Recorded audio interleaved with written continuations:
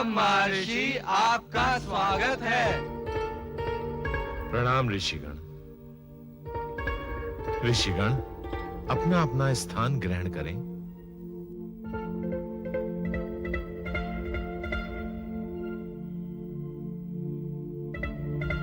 ऋषिगण, शुक्राचार्य ने भैरव के पश्चात दोनों कृत्याओं को उत्पन्न कर उनके अग्निदेव एवं कुबेर के रूप में परिवर्तन की कथा का श्रवण आपने पूर्व में किया है। उसके पश्चात संहार का सुर क्रोधित अवस्था में आता है और शुक्राचार्य को कृत्याओं के विषय में बताता है और गजानन गणेश द्वारा रचित सुरक्षा चक्र को तोड़ने की प्रार्थना करता है। हे मुनिश्रेष्ठ, दैत्य गुरु शुक्राचार्य भी अपने असुर प्रेम के वशीभूत होकर सुरक्षा चक्र को निर्बल करने का उपाय ढूंढ ही लेते हैं। और असुरराज भंडासुर को प्रकट कर उसे त्रिपुल लोक में उत्पात मचाने का आदेश देते हैं। अपनी सेना से कहो संपूर्ण त्रिपुर लोक में त्राही त्राही मचा दे, तहस नहस करके रख दे। और आरंभ हुआ मृत्यु का घनघोर तांडव।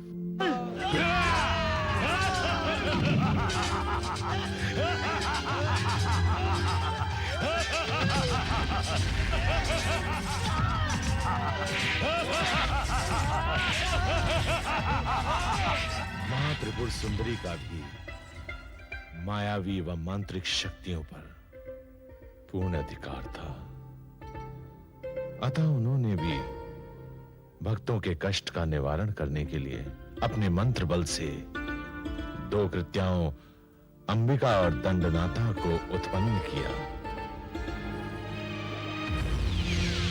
अंबिका, दंडनाथा, इसी क्षण जाओ और उसकी सेना का सर्वनाश करो।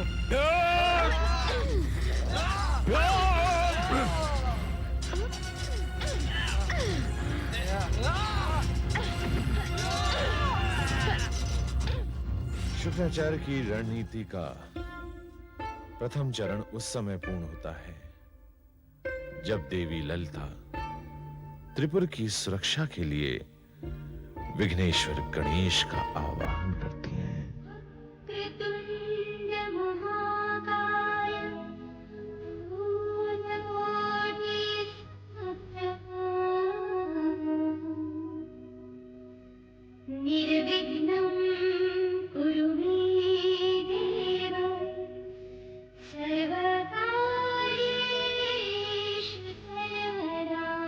ऋषिगण, यही शुक्राचार्य की कूटनीति का दूसरा चरण था कि गजानन गणेश को कैलाश से दूर त्रिपुर भेजना, जिसमें उन्हें सफलता प्राप्त होती है और शुरू होता है शुक्राचार्य की नीति का तीसरा चरण, अर्थात संहार का सुर को आक्रमण के लिए आदेश देना। ऋषिगण, अभी तक की कथा के श्रवण से आपको ज्ञात हुआ कि दैत्य गुरु शुक्राचार्य अपनी कूटनीति में निरंतर सफलता प्राप्त करते आ रहे हैं। क्या दैत्य गुरु शुक्राचार्य सुरक्षा चक्र को निर्बल कर पाए?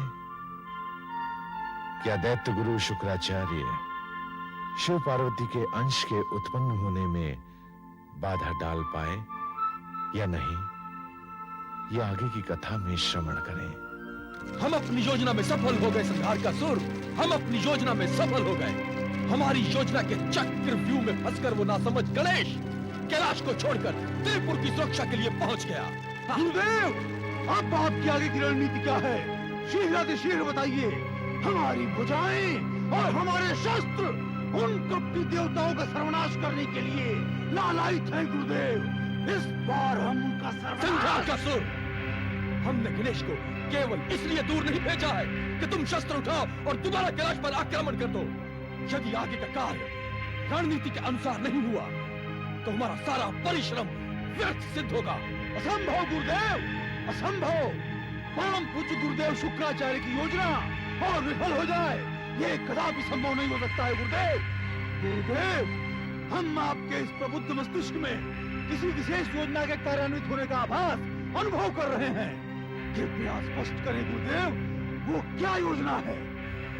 संघार का सुर ग्रह और नक्षत्रों के मिलन का महायोग बता रहा है कि अति शीघ्र वो अशुभ समय आने वाला है जब दैत्यराज का वध करने वाला पार्वती के गर्भ में अंकुरित होगा। ये आप क्या कह रहे हैं गुरुदेव? मैं सत्य कह रहा हूं संघार का सुर, किंतु यह भी सत्य है यदि हमारी योजना से वो विशेष नक्षत्र मिलन योग निकल गया और उस समय में पार्वती और शिव का मिलन नहीं हो पाया तो मैं दैत्य गुरु शुक्राचार्य दैत्यराज तारकासुर के वध करने वाले को पैदा ही नहीं होने दूंगा, कदापि नहीं। आप धन्य हैं गुरुदेव, आप धन्य हैं। इसका तात्पर्य यह है गुरुदेव कि इन ग्रह नक्षत्रों के मिलन के योग तक आप महादेव और पार्वती का मिलन नहीं होने देंगे। और यदि महादेव और पार्वती का मिलन नहीं हो सका गुरुदेव, तो इसका अर्थ यह होगा कि हमारे पिताश्री की मृत्यु का कारक उत्पन्न ही नहीं होगा। और यदि कारक ही उत्पन्न नहीं होगा गुरुदेव, तो इसका अभिप्राय यह होगा कि पिताश्री के रहते हुए उनका ये पुत्र युवराज संघारकासुर सदा सदा के लिए अमर हो जाएगा गुरुदेव, सदा सदा के लिए अमर हो जाएगा। गुरुदेव, हमें आज्ञा दें, हम अपनी असुर सेना के साथ कैलाश पर आक्रमण करके वहां के एक एक देवता को आपके चरणों में प्रस्तुत कर देंगे। नहीं संघारकासुर नहीं, हमारी रणनीति के अनुसार तुम्हें केवल कैलाश पर उत्पाती नहीं मचाना है, बल्कि मृत्यु का ऐसा तांडव मचाना है, ऐसा तांडव मचाना है कि समस्त कैलाशवासी त्राहिमाम कर उठे। और ध्यान रहे संघारकासुर, इस आक्रमण के प्रहार से तुम्हें देवताओं को देवासुर संग्राम के लिए प्रेरित करना होगा। देवासुर संग्राम? ये आप बीच में मत बोलो संघारकासुर, बीच में मत बोलो। जो कह रहा हूं उस कथन को ध्यान से सुनो। ग्रह नक्षत्रों के मिलन के महायोग में कुछ ही समय शेष है, इसलिए जाओ और कैलाश पर आक्रमण कर दो और देवासुर संग्राम का शंखनाद कर दो, जिसमें समस्त देवता उलझ कर रह जाएंगे और नक्षत्रों के मिलन की वो विशेष घड़ी निकल जाएगी जिसमें तुम्हारे पिता के वध का कारक उत्पन्न होने वाला है और तुम्हारे पिताश्री अमर हो जाएंगे। आप धन्य हैं गुरुदेव, आप धन्य हैं। परंतु गुरुदेव, वो गणेश का सुरक्षा चक्र? तुम उसकी चिंता मत करो पुत्र, उसकी चिंता मत करो। हम अपनी योग विधि से उस सुरक्षा चक्र को कुछ समय के लिए निष्क्रिय कर देंगे। बस उसी समय में तुम कैलाश पर प्रवेश कर जाना और ध्यान रहे, वहां पर पहुंचते ही तुम्हें देवताओं को महासंग्राम के लिए ललकारना होगा। आप निश्चिंत रहिए गुरुदेव, आप निश्चिंत रहिए। अब समस्त कैलाशवासी और समस्त देवतागण संघारकासुर का संहार देखेंगे।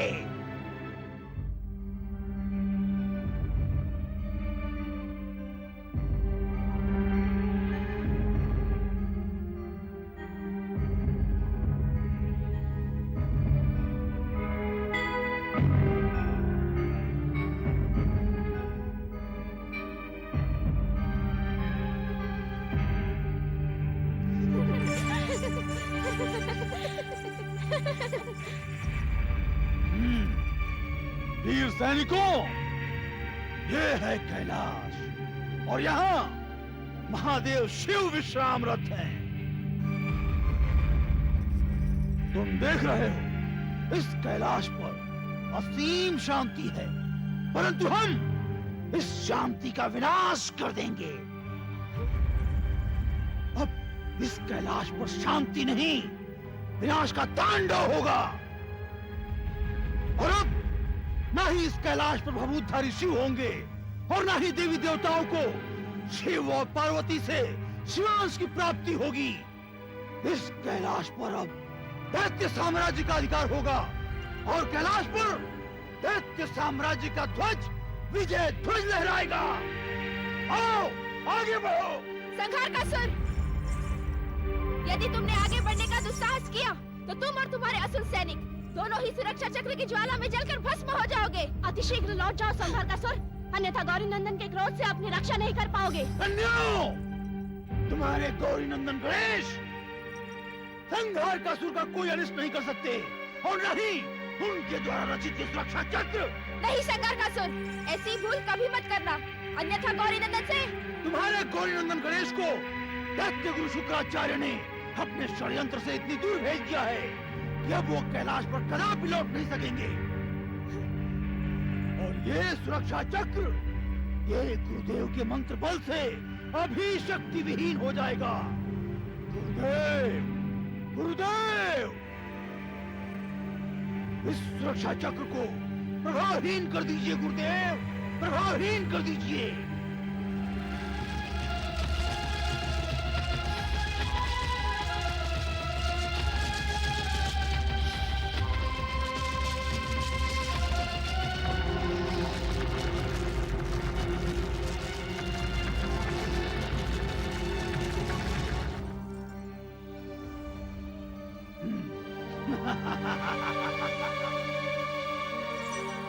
सैनिकों, मुंह क्या देख रहे हो? बंदी बना लो इन कन्याओं को।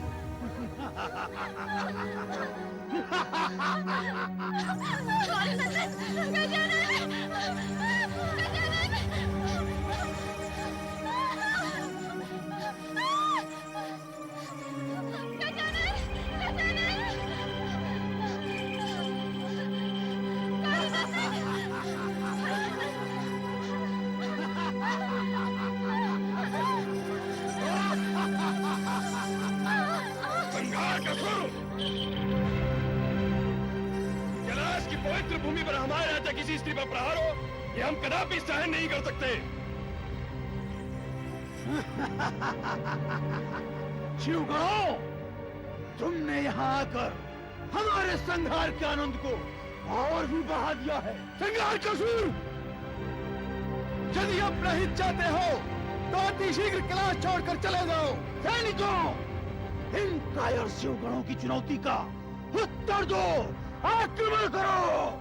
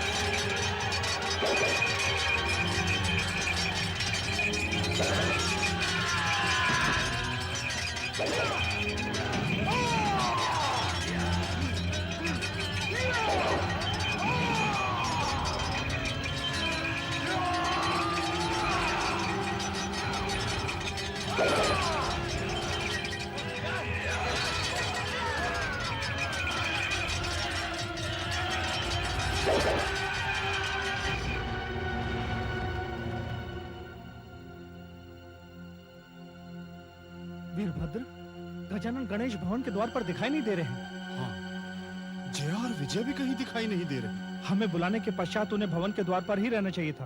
कहीं ऐसा तो नहीं कि माता पार्वती ने स्मरण किया हो और वह भवन में चली गई हो सकता है वीरभद्र, ये संभव हो, किंतु गजानन गणेश को भवन के द्वार पर ही होना चाहिए था। जब तक कोई विपत्ति नहीं आ जाती, गजानन गणेश भवन का द्वार छोड़कर नहीं जाते। हमें लगता है कि विपत्ति का निवारण करने के लिए ही गजानन गणेश भवन का द्वार छोड़कर कहीं चले गए हो। अर्थात गजानन गणेश का भवन के द्वार पर उपस्थित नहीं रहना इस बात का संकेत है कि अवश्य कोई संकट में है। संकट में? परंतु कौन? कोई भी हो सकता है वीरभद्र। हमें अनिष्ट की आशंका दिखाई दे रही है, समझ में नहीं आता हम क्या करें। महामुनि, हमें भवन में जाकर पता लगाना चाहिए। हो सकता है हमारी अनिष्ट की आशंका निराधार साबित हो सकता है वीरभद्र, किंतु इस समय भवन के द्वार पर कोई उपस्थित नहीं है। अतः हमारे लिए और भवन की सुरक्षा के लिए ये उचित होगा कि गजानन के आने तक भवन के द्वार पर उपस्थित रहकर यह ध्यान रखना चाहिए कि महादेव के विश्राम में कोई बाधा उत्पन्न ना हो। महामुनि, यदि आपकी आज्ञा हो तो मैं भवन के भीतर का समाचार लेकर अतिशीघ्र उपस्थित होता हूँ। वीरभद्र, आपका सुझाव उचित है। आप जाइए, हम द्वार पर उपस्थित रहते हैं। जो आज्ञा महामुनि। ठहरिए वीरभद्र, ठहरिए। ये कोलाहल कैसा?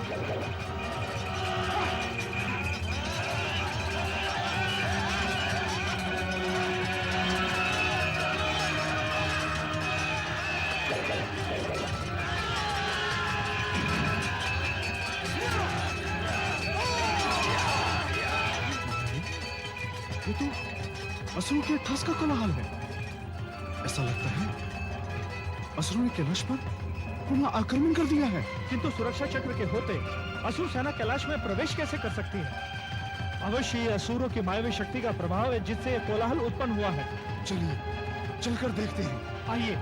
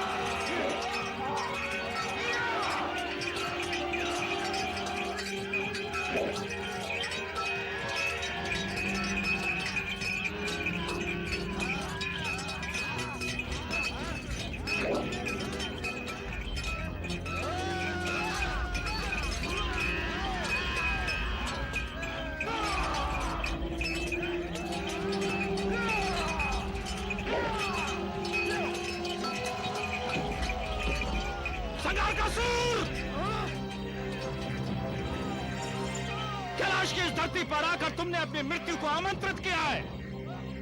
अब इस दुस्साहस के लिए तुम मृत्यु दंड के भागी हो। विश्वकर्मा, अपनी जीवा पर अंकुश लगाओ। भवन का निर्माण करने वाले कृष्णों से खेलने का दुस्साहस मत करो।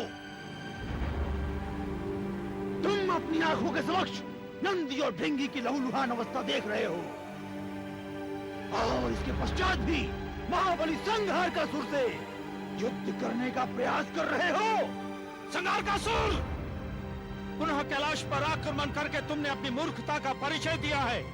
तुम्हारे लिए एक ही मार्ग शेष है कि तुम कैलाश पर शरण ले लो, अन्यथा तुम ये भली भांति जानते हो कि जब तक कैलाशपति महादेव की इच्छा है तभी तक तुम कैलाश पर सुरक्षित हो। यदि उनकी अवहेलना करने का दुस्साहस करोगे तो संपूर्ण सृष्टि में तुम्हें शरण नहीं मिलेगी। हमारे शरण के स्थान पर यदि तुम अपनी जीवन रक्षा के संबंध में सोचो तो वो तुम्हारे लिए अधिक लाभदायक होगा। विश्वकर्मा, संघारकासुर, यदि कैलाश के लिए हमें अपने प्राण भी देने पड़े तो हमारे लिए प्रसन्नता की बात होगी। तो आज तुम्हारी यह अभिलाषा भी हम अवश्य पूरी करेंगे।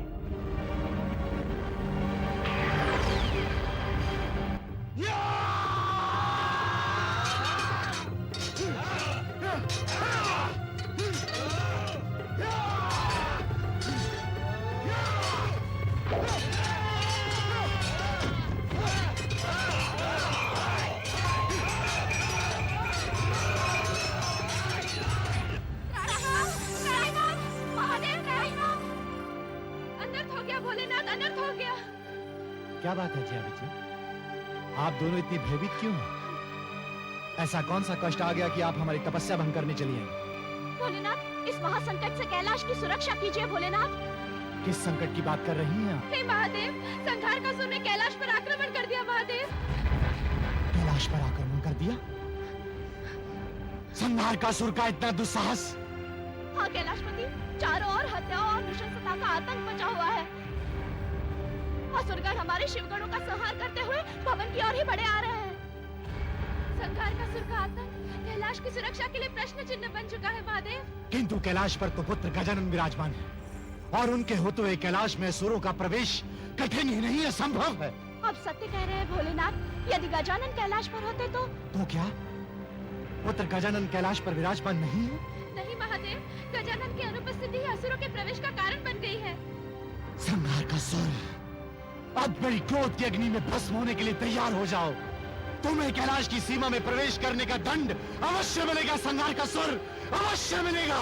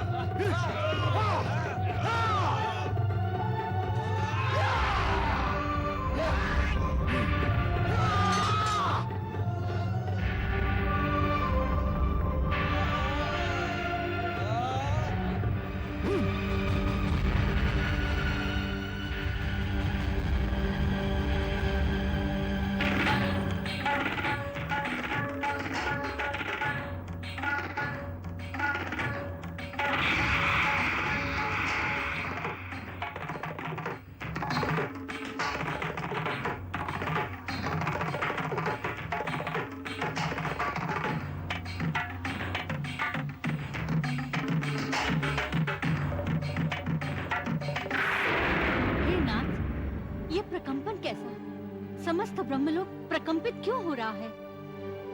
देवी, इस प्रकंपन की गति से प्रतीत होता है कि विष्णुलोक भी इस प्रकंपन से अछूता नहीं रहा होगा।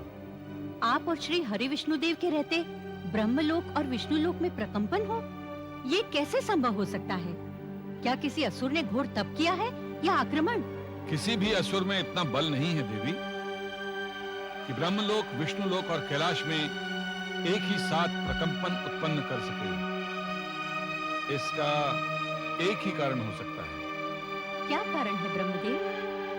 देवी, इसका कारण है देवादिदेव महादेव संभवतः क्रोधित होते हैं और ये प्रकंपन उनके तांडव से ही उत्पन्न हो रहा है। किंतु कैलाश पर अचानक ऐसी कौन सी समस्या उत्पन्न हो गई कि महादेव इतने क्रोधित हो गए कि उन्हें तांडव करने पर बाध्य होना पड़ा? देवी, अवश्य ही दैत्य गुरु शुक्राचार्य ने अपनी दुर्बुद्धि से देवादिदेव महादेव की समाधि में कोई घोर विघ्न उत्पन्न किया है, जिससे देवादिदेव महादेव क्रोधित हो उठे हैं। किंतु गौरी नंदन के कैलाश पर विराजमान रहते किसी भी आसुरी शक्ति का महादेव तक पहुंचना क्या संभव है? देवी, गौरी नंदन गणेश का कैलाश पर उपस्थित ना होना ही इस समस्या का मुख्य कारण है। ये आप क्या कह रहे हैं प्रभु? गौरी नंदन है कहाँ? त्रिपुर लोक में। त्रिपुर लोक में? हाँ देवी, दैत्य गुरु शुक्राचार्य नहीं चाहते कि आने वाले शुभ नक्षत्रों में किसी भी प्रकार से शिवांश की उत्पत्ति हो। इसीलिए उन्होंने अपनी छल बुद्धि से गजानन गणेश को त्रिपुर लोक बुला लिया है और गजानन गणेश की अनुपस्थिति में उन्होंने संघारकासुर को कैलाश पर आक्रमण करने का आदेश दिया है। किंतु उसके लिए गौरी नंदन द्वारा रचित सुरक्षा चक्र? देवी, दैत्य गुरु शुक्राचार्य भली भांति जानते थे कि गौरी नंदन गणेश के दूसरे लोक में जाते ही सुरक्षा चक्र अपने आप ही निर्बल हो जाएगा और शेष सुरक्षा चक्र की शक्ति उन्होंने अपने मंत्र बल की शक्ति से कुछ समय के लिए बांध दी। तो क्या महादेव के तांडव का कारण संघारकासुर का कैलाश पर आक्रमण करना है? निश्चित ही देवी, और यही कारण है कि देवादिदेव महादेव क्रोधित हो गए हैं। तांडव की गति और प्रकंपन बता रहा है कि महादेव का क्रोध बढ़ता जा रहा है। हे नाथ, महादेव कहीं अधिक क्रोधित होकर अपना तीसरा नेत्र न खोल दें। यदि ऐसा हुआ देवी, तो संपूर्ण सृष्टि का विनाश हो जाएगा।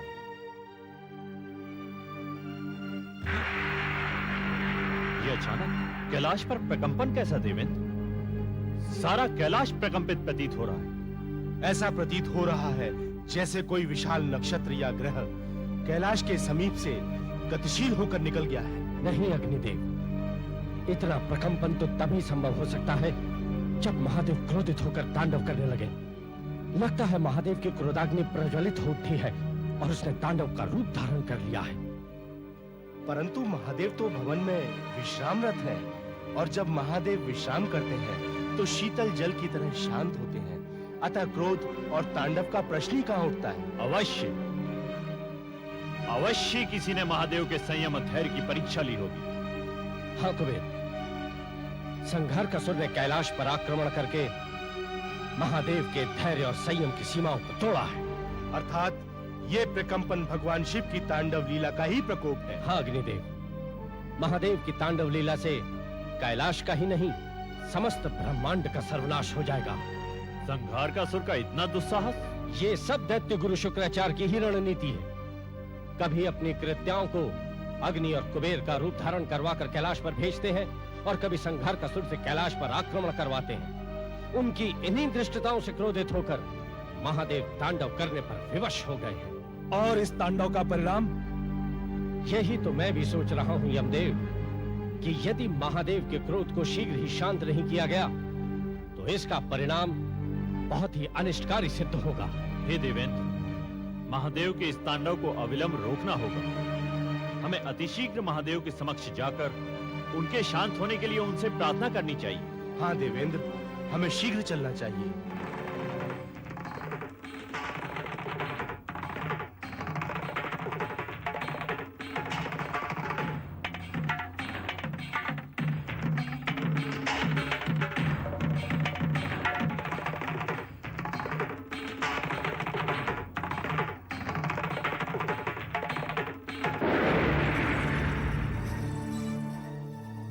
हे स्वामी, ये कंपन कैसा?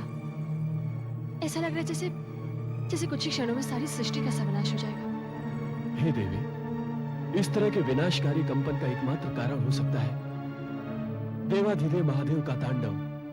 किंतु स्वामी, देवादिदेव के तांडव का कारण क्या है? हे देवी, संघार का सुर के असुर सेनाओं ने कैलाश पर आक्रमण करने का दुस्साहस किया है। किंतु स्वामी, कैलाश पर तो गणेश की सुरक्षा चक्र का कवच है, इसलिए कैलाश के भीतर असुरों के प्रवेश करने का तो प्रश्न ही नहीं उठता। हे देवी, दैत्य गुरु शुक्राचार्य ने गजानन गणेश्वर को छल से कैलाश से बाहर भेज दिया है, और इसका लाभ उठाते हुए संघार का सुर ने कैलाश पर आक्रमण कर दिया है। किंतु स्वामी, बार बार कैलाश पर संघार का सुर के आक्रमण का कारण क्या है? संघार का सुर शिव और पार्वती के अंश को संसार में आने से रोकना चाहता है, इसीलिए बार बार वो कैलाश पर आक्रमण करके महादेव को विचलित करना चाहता है, और इन्हीं असुरों के आक्रमण के कारण महादेव को तांडव करने पर विवश होना पड़ा। परंतु क्या स्वामी? सृष्टि को सर्वनाश से बचाने के लिए हमें महादेव को तांडव करने से रोकना होगा देवी।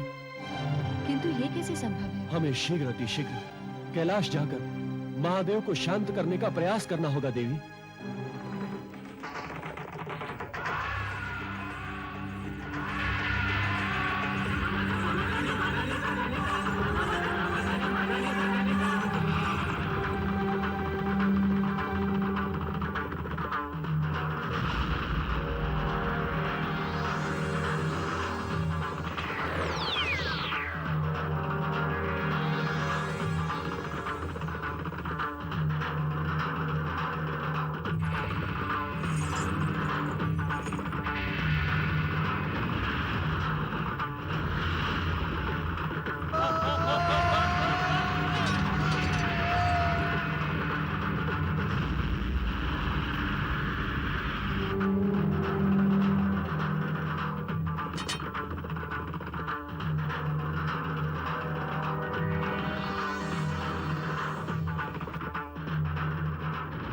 विष्णुदेव, सृष्टि विनाश के अंतिम चरण में यहाँ पहुंची है। यदि इस विनाशकारी तांडव को ना रोका गया तो निश्चित ही संपूर्ण ब्रह्मांड का विनाश हो जाएगा। हे जगत पिता ब्रह्मदेव, आप महादेव की क्रोधाग्नि से भली भांति परिचित हैं। महादेव के तांडव को और उनके त्रिनेत्र की क्रोधाग्नि को रोकना कठिन ही नहीं, असंभव है। परंतु स्वामी, इस असंभव को संभव तो करना ही होगा।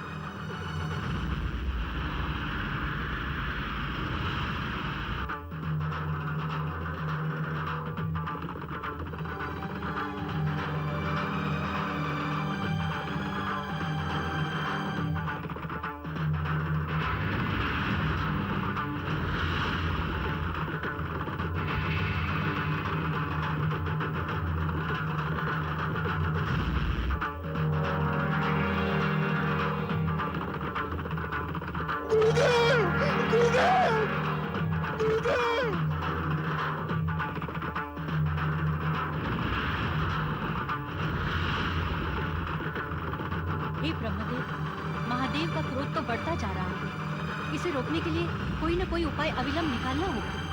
संभव विघ्नहर्ता गौरीनंदन ही इस तांडव पर विराम लगा सकते हैं। पर गौरीनंदन है कहाँ?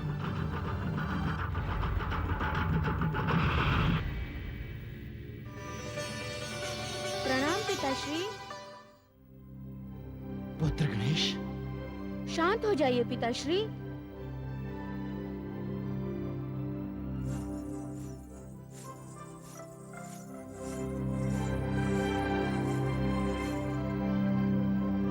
आपके इतना क्रोधित होने का कारण क्या है? बिना सूचित किए कहां चले गए थे पुत्र? आपके अनिष्ट की आशंका ने हमें विचलित कर दिया था पुत्र। पिताश्री, समस्त देवताओं के वरदान ने हमें इतना शक्तिशाली बना दिया है कि कोई भी असुर शक्ति आपके पुत्र का अंश मात्र भी अनिष्ट नहीं कर सकती। संहार का सुर द्वारा कैलाश पर आक्रमण और आपको द्वार पर न पाकर हम अपने क्रोध पर से नियंत्रण खो बैठे पुत्र।